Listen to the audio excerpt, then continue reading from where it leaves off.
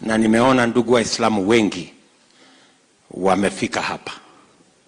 Nitajaribu kufupisha kwa kusema maneno ama mambo matatu hivi. Ya kwanza, mimi nataka niwashukuru sana Waislamu. Nawashukuru sana kwa sababu imani ya Ukristo nilio nao imechochewa sana na Waislamu. Nilikuwa na nafasi moja na askofu wangu anaitwa Silas Yego. Akaniambia, mimi niko na wivu sana na ndugu zetu Waislamu, vile wanavyopenda Mungu,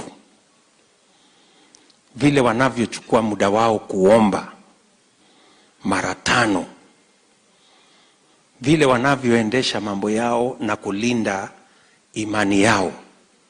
Huyo askofu wangu anaitwa Silas Yego akaniambia, I wish Christians would be like Muslims.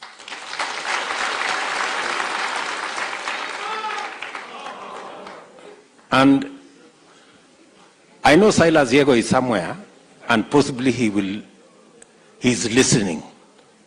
That's what he told me. Nyinyi mnanielewa? Akasema, I wish Christians were as serious in their faith like Muslims. Nimelaumiwa sana kuwa Mkristo. Huyu mtu inaonekana Mkristo sana huyu. Lakini hii Ukristo imechochewa na Uislamu. We are trying to be as good a Christian as the Muslims are. Nyinyi mnanielewa? Na ndio mnaona, and my good brother Aden Duale amesema hapa